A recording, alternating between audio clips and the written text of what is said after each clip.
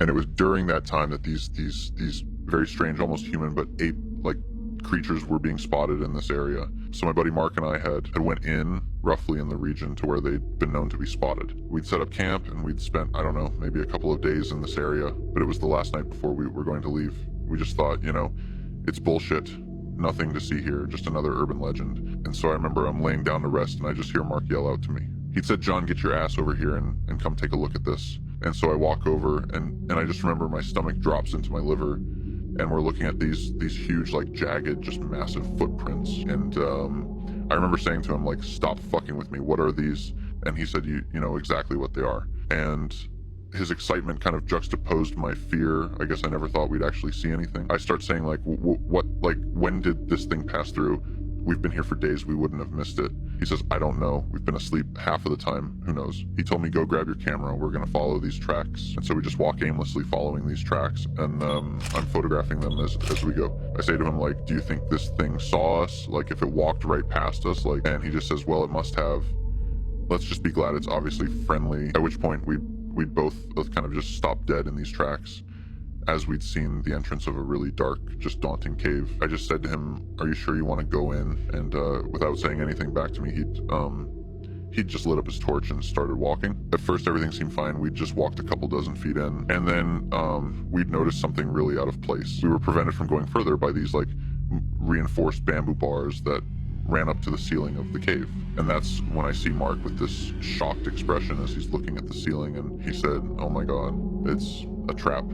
We tried to sprint back to the entrance, but a massive boulder was dropped down in front of it. That's when we saw it illuminated outside of the cage that it had ironically had us trapped in.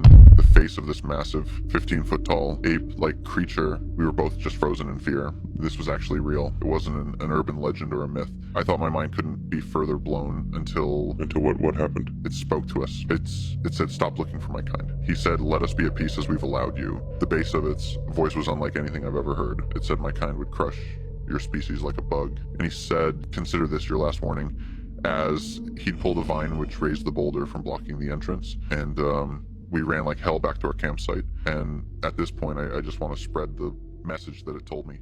They just want to be left alone.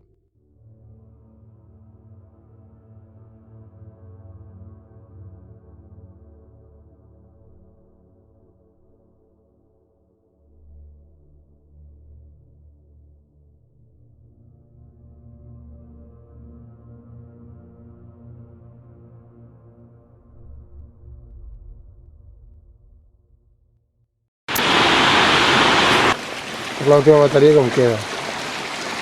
Hòstia, tio, és que vols flipar, eh? Mira, fota-li un fum amb la càmera, tio, que és d'aquí no veig res. Mira. Me cago en Déu.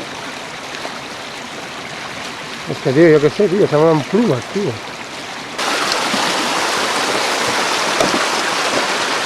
Veus o no?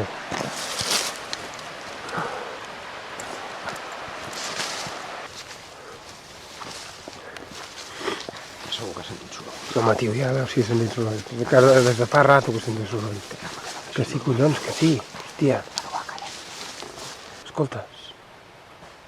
Ho sents o no?